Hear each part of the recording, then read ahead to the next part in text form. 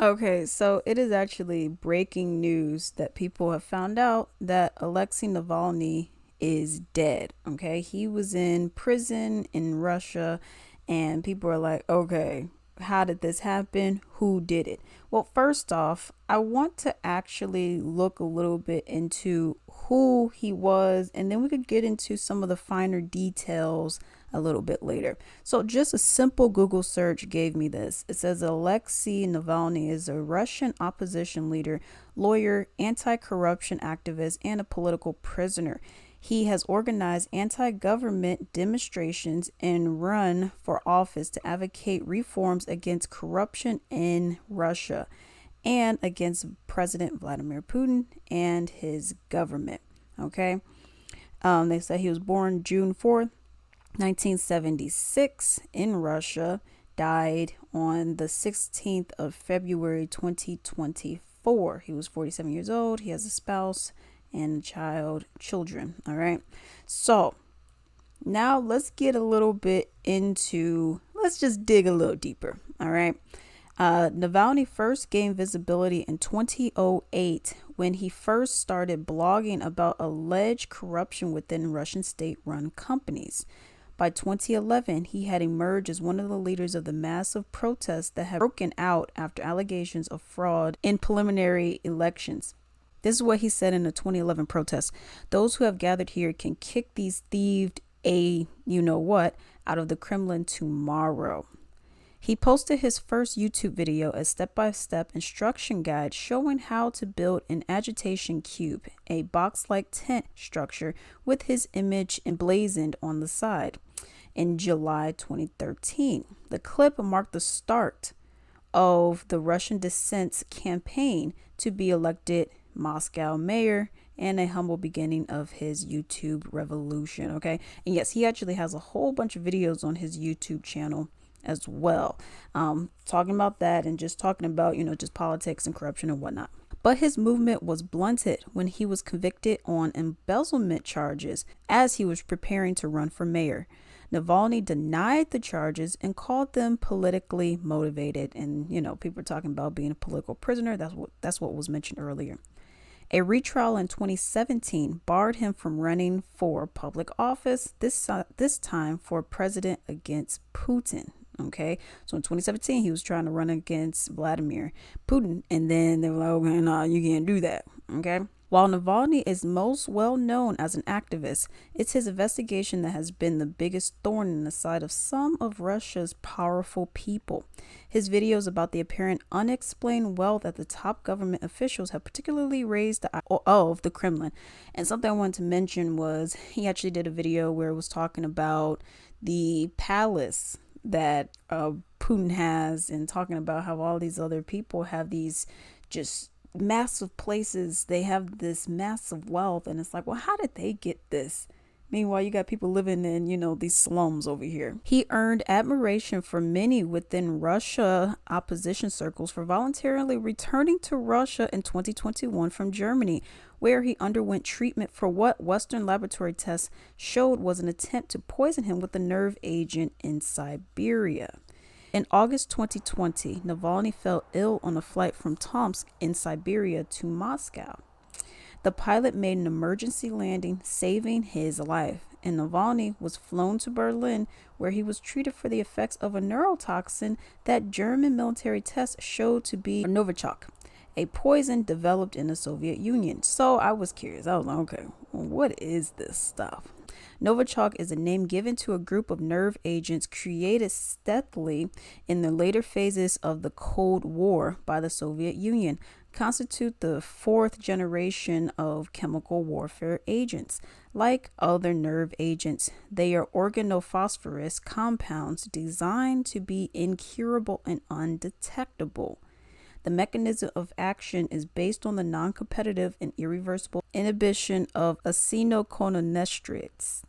When I looked at that, I was like, okay, I think we know. But I was actually watching this video by Redacted, and they actually provided some more context that I didn't know.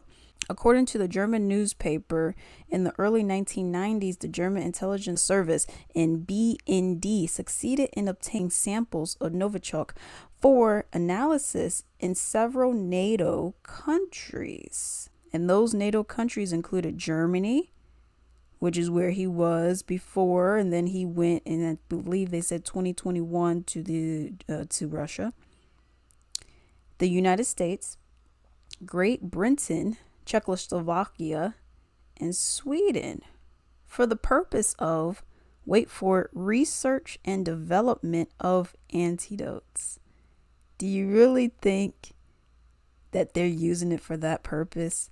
Or do you think that they're using it, they're going to make more of it, and then, spread it out into the military or whoever they want to get got, if you know what I mean?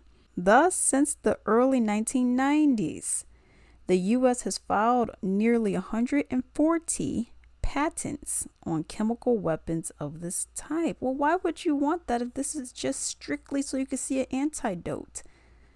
Unless, once again, the U.S. has our toes and our fingers and our elbows and things that, once again, do not concern us.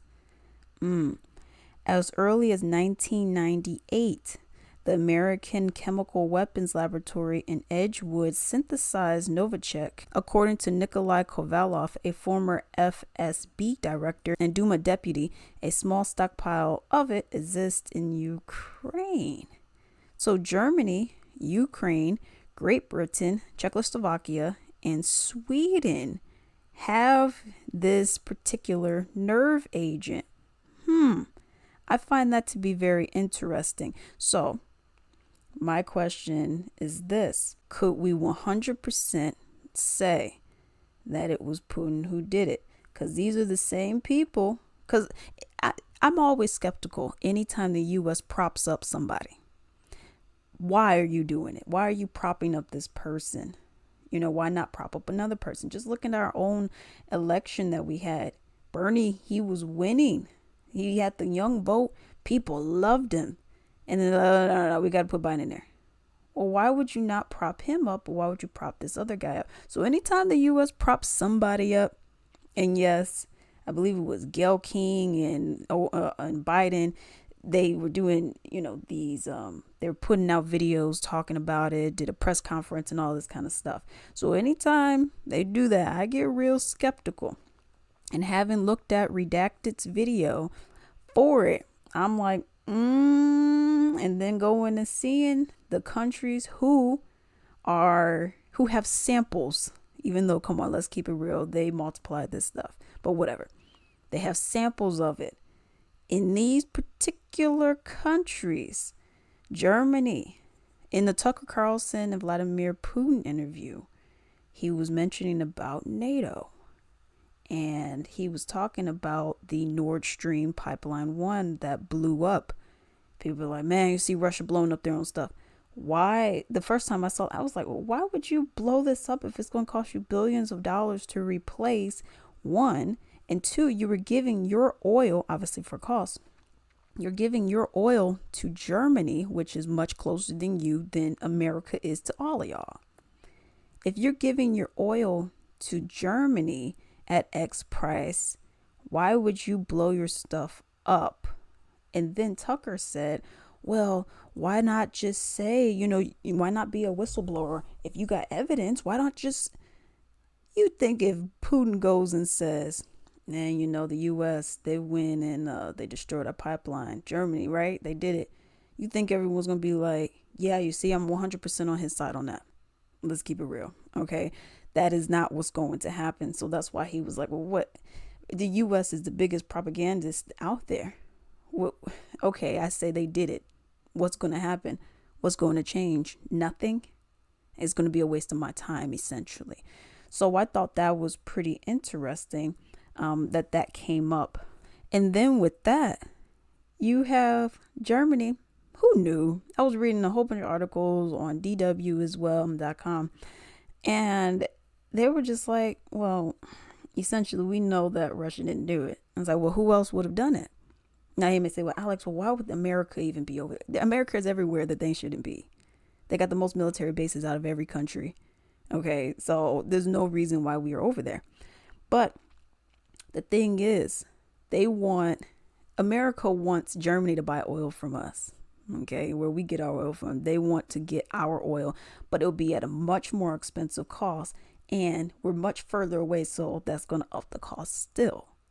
So it's all about money at the end of the day and destabilizing Russia and all of this. But let's continue. A joint media investigation said it had identified a team of assassins from Russia's FSB security service. Putin dismissed the investigation as a smear, saying, quote unquote, if someone had wanted to poison him, they would have finished him off. So this begs the question, who do you think did that? Do you think this poison that happened on the plane in Tomsk to Moscow, I believe, do you think that was some Russian official? Or do you think it could have been any of these other countries, including Germany, the U.S., Great Britain, Czechoslovakia, Sweden, and Ukraine, which we all know, the U.S. has a huge hold on all these countries anyways. Do you think it could be either Russia or them with this particular one? And I thought that was a pretty interesting statement that he said, if someone wanted to poison him, they would have finished the job. A former lawyer, Navalny rose to prominence with blogs which exposed what he said was vast corruption across the Russian elite. He says Russia is ruled by crooks and thieves. Okay, now there's some truth to that. Okay, people falling off buildings, falling off boats, slipping on a pencil and, getting a gunshot in the head. He participated in Russian nationalist marches in the 2000s. Calls for restrictions on immigration and criticism over what some viewed as his overly nationalist views prompt his expulsion from the liberal Yabloko opposition party in 2007. So right now I'm actually going to play this video and it is a march that essentially goes with what I just said. Play the video. Моим сторонникам, которые удивлены, я хочу сказать вещь, что удивляться не нужно. Я 4-й год подряд хожу на русский марш. Им стоит бояться! Да! Им стоит бояться! Да! Кавказ соси! Кавказ соси! Okay, so first off, you can see Navalny, he's over here saying, okay, do we need to be afraid? And what are they referring to? Outsiders, foreigners, Muslims as well. As you can also see, they were putting up the Nazi salute where you have your hand in the air and you do all that. They were putting that up, okay? As we can see from the text right now that's on the screen, it says Moscow is not Caucasus. It says Allah is a what. So they obviously are clearly against the Muslims. And from my understanding, as you guys can see, are in support of Nazism. In the President Vladimir Putin and Tucker Carlson interview that took place recently, President Vladimir Putin was actually saying that we don't do that. I'm not down. I am not in support of. I am not for Nazism. Who in their right mind would be for that? Why would you uphold someone who is for something as vicious as that, which has taken place?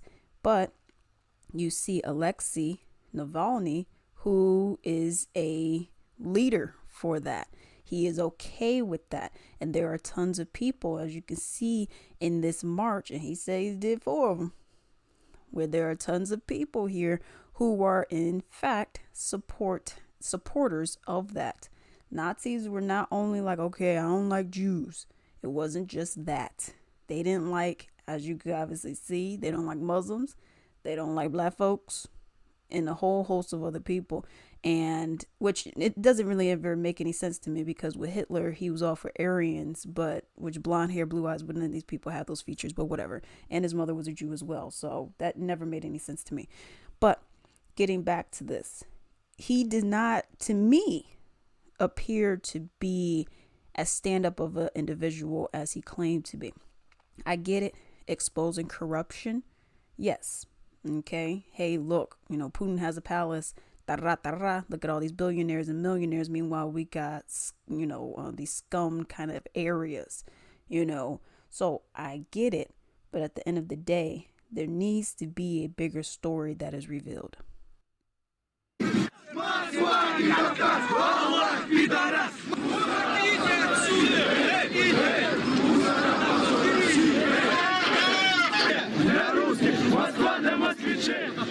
Once again, you can see the guy that was right here. Let me see if I can just rewind it just a little bit. As you can see, the guy right here who is smiling, who has his hand in the air in the salute that we all know what it means.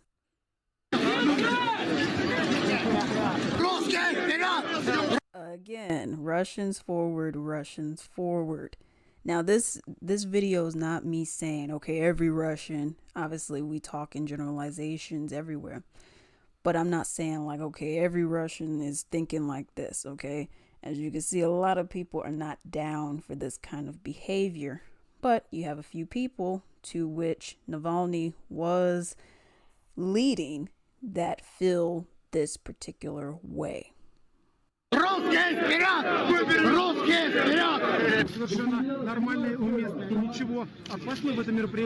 It is completely normal, and I see nothing wrong in this event. Now you can say, okay, things were taken out of context, but this event that he's at is for Nazis, okay, or supporters of Nazism. He lampooned President Vladimir Putin's elite and exposed some of the opulence of the lifestyles of senior officials using the internet and even drones to illustrate what he said was their vast holding of luxury properties. And yes, palaces, jumbo mega mansions, and all types of stuff. When demonstrations against Putin flared in December 2011 after an election tainted by fraud accusations, he was one of the first protest leaders arrested. Navalny has long forecast Russia could face seismic political turmoil, including revolution, because he says Putin has built a brittle system of personal rule that is reliant on psychopathy and corruption. Now we're going to get into the big point and obviously what then led to his death. Okay. Navalny was serving a combined 30-year-and-a-half sentence. At first, yeah, like it was a 2.5, and then it was some kind of violation of his parole. And then eventually, obviously, the years started adding on. And it's like, okay, you're going to be serving 30 years. When he died, he went missing in Russia's penal system in December, eventually turning up at a high-security penal colony in a remote town above the Arctic Circle.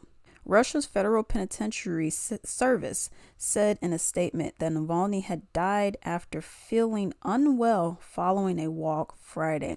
So people are wondering, okay, what did you get some more of that nerve toxin? What really happened? On February 16th, 2024, in penal colony number 3, convict A.A. Navalny felt unwell after a walk, almost immediately losing consciousness. The prison service for the Yamalo-Nenets region where Navalny was moved said in a statement on his website. The facility's medical workers immediately arrived at the scene and an emergency medical team was called in. All necessary resuscitation measures have been carried out, but they did not yield positive results. Emergency medics confirmed the death of the convict. There was no immediate information about what exactly caused Navalny's death, with the region's investigative committee saying it had launched a procedural investigation. All right. And they said that Dmitry Peskov said Putin was informed as well. Now, his wife, Yuliya, received a standing ovation at a Munich security conference where Western officials gathered Friday. Now, I have the video. I was going to put it in here, but the audio was so distorted and bad. So you heard a whole bunch of Russian. There was no subtitles on it, but you heard a whole bunch of Russian, and then it was a person translating, but the person that was translating was kind of talking over her. Like, you know what I mean? Like when you watch like the Tucker Carlson interview with Putin, you had Putin's voice lowered, and then you had the person who was translated into English that was much higher so you could hear him. With this one that I found anyways, it was more of they were at the same level, so you're fighting to understand what the other person was saying. So that's why I didn't include that in this video. But let's continue. This is what the wife ended up saying. She said, "I do not know whether I should believe the news." Explained that it came from state sources she said were known for lying. If it is true, she said, she wants Putin and his allies to know that they would be punished for what they have done to our country, with my family, and with my husband. They will be brought to justice, and this day will come soon. All right. So that's essentially what she said in that video. Navalny's allies have long raised concerns about his health and poor conditions in jail, where they said he has spent many days in cramped punishment cells for the most minor of conduct violations. But he appeared healthy as he addressed the court via video link from the penal colony, laughing and cracking jokes. All right, so what I'm actually going to do right now is I'm going to insert that video right now. Okay, so this video is actually about, well, as you guys can see, he is in like a jail courtroom kind of thing. This is February 15th, 2024. This is the day before he was found dead, okay? Ваша честь, я жду, я вам отправлю номер своего лицевого счета, чтобы вы с вашей огромной зарплатой федерального судьи подогревали мой лицевой счет, потому что деньги у меня заканчиваются. Благодаря вашим решениям. And as you can see, he does not look ill. He looks fine. He's smiling, laughing, actually. So, you know, could you say that he was already sick prior? Yes, there are some claims that he had certain things in his system for like Parkinson's, cancer. So they were saying he was a sickly man anyways.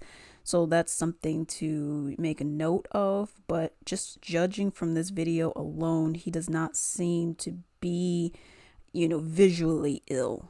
Navalny's mother said that her son had also been healthy and happy when she saw him on Monday. And this is what happened. This is what she said. "I don't want to hear any condolences. We saw him in prison on the 12th in a meeting. He was alive, healthy, and happy." All right, that's what she said in a Facebook post. Right. Now, as we all know, Navalny is said to be dead, and the family wants justice to be served. They want Putin to have to answer for the alleged actions that they feel took place. Now, some people are saying that President Vladimir Putin has nothing to benefit from doing this, okay? And the reason being is he's already locked up for 30 years, okay? With a combined sentence of 30.5 years. So that's what people are saying was one. Two, people are saying, no, me too. If you look at the countries that I mentioned, they all have this nerve toxins. It's not something that's exclusive to Russia. So could it be that, I mean, there's spies all over the place. Could it be that a spy possibly injected, dosed him with this? Somehow, some way they got in there. We don't know.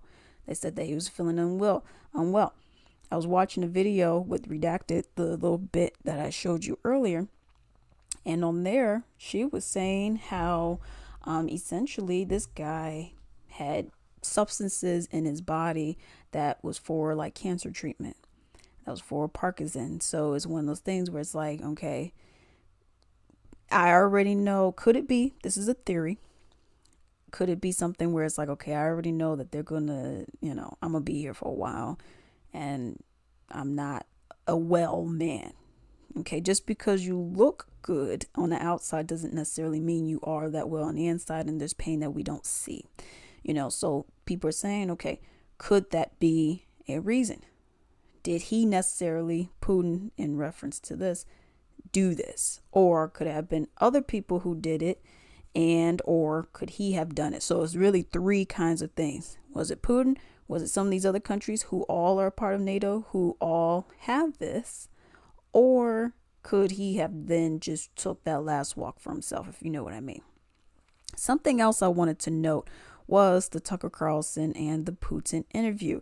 And in there, he asked about a reporter who was convicted of espionage, who was being held in a Russian prison. And Putin was like, I don't mind giving him up, but y'all got to stop all this spending money and sending all this money over here, because just recently, I believe the U.S. approved a new bill, as they've been doing constantly. It was like 96 billion dollars, and it's supposed to be going to Taiwan, Israel, and Ukraine, obviously for more and more weapons. But the U.S. citizens do not get anything, as it has constantly been apparent that they do not care about our citizens, but they care about killing other people, getting in other people's business, war, oil, and money.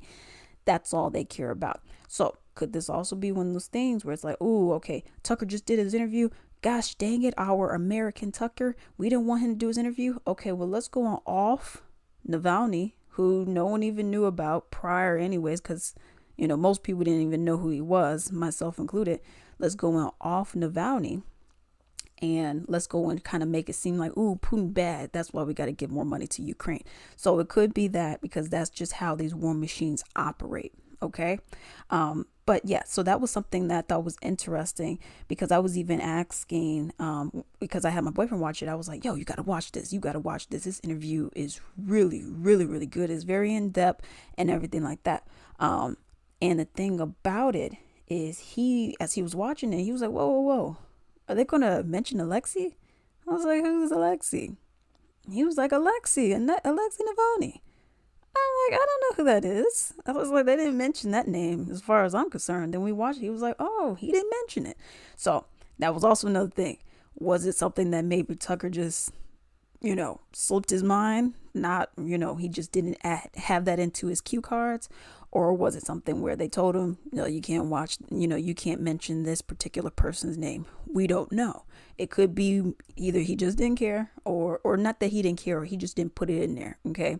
Because, there's only so much you could have talked about in an interview anyways. Okay. That's one of the things that I thought was interesting. It's just, we don't know. All right. Now, before I do finish this video, I have 2 more clips, I believe, that I want to show you, and then we're going to be done. Okay. So I'm going to leave you with these 2. It's going to have my commentary in there as well. Do not forget to like and subscribe, and also leave a comment down below as to what you believe may have taken place in this case. Are you on the side of America and NATO and everyone saying Putin bad, Russia bad? They did this, they did this. Or are you looking more on the side of, okay, even with all the evidence, Putin bad, or hey, with the evidence, maybe my perception has changed? Because for me, the video was not going to be titled what it was going to be called, what it was titled. I actually had a different title for it. And then after, doing more research, because I like to title my video first and then let me do the research. And then after the rest of the research, I'm like, I don't know about this, so it was very like, I don't know. Okay. So I did have to tweak it for myself. For me, I'm the kind of person, I'm from truth, no matter where it comes from. I'm from truth for no matter who says it. Okay. That's just how I am. I don't care who says it. I am for the truth. Okay. So obviously we do not have a definitive answer, and we may never have a definitive answer. Even with the Nord Stream, for example, everyone knew that America did it. But there's no like, okay, cut and paste. Okay, yes, they did it 100%. So let me know what you all think. So in this video, you all will see essentially how Alexei Navalny looked at the Muslim people that are within Russia and possibly in other areas as well. Let's play the video. Здравствуйте! Сегодня мы поговорим о борьбе с насекомыми. Никто из нас не застрахован от того, что в наш дом заползет таракан. Фу, или в форточку залетит муха. Все мы знаем, что от мух отлично помогает мухобойка, а от тараканов – тапка. Но что делать, если таракан окажется слишком велик, а муха не в меру агрессивна?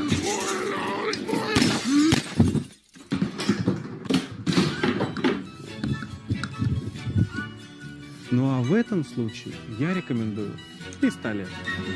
So in this video, obviously he is in promotion of guns. As you all know, a lot of the countries that are like similar to America, there's not a huge gun issue because there's not a huge accessibility, there's not a huge accessibility to guns. But here he's advocating for use of firearms on Muslims. That's essentially what this is. He's not talking about just anyone else. He's talking specifically about this particular group of people. He was also, as you saw, comparing them to cockroaches and flies and stuff like that. So that's just an interesting point. So in this video, they claim it is from St. Petersburg, and I'm actually going to put up on, it should be on the bottom, who posted this on Twitter. That's where I got this video from. And they're saying that this is like civil unrest in St. Petersburg after people have found out about the murder of Alexei Navalny. They're saying it's a mass protest. Doesn't look like there's that many people out, but it also is code. Okay, but let's play this video.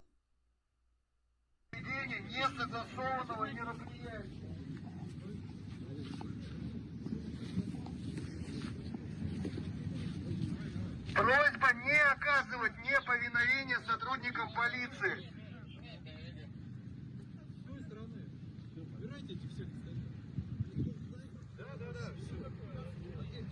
Давайте веселее. Четверка со мной, бегом. Сюда, за мной, говорю, бегом. Уважаемые граждане, в данном месте никакого публичного и иного мероприятия согласовано не было. Просьба покинуть место проведения несогласованного массового мероприятия. Уважаемые граждане, не мешайте проходу. So before I continue the video, I just wanted to note, just so people, obviously you can see it, seems like people are being pushed to the side, taken off, like, okay, you can't be doing this here. They have the police officers who are speaking on those megaphones, and, they're telling them like, hey, you gotta go. Okay. And obviously that you can see that, and some people are like, yo, why do I have to go?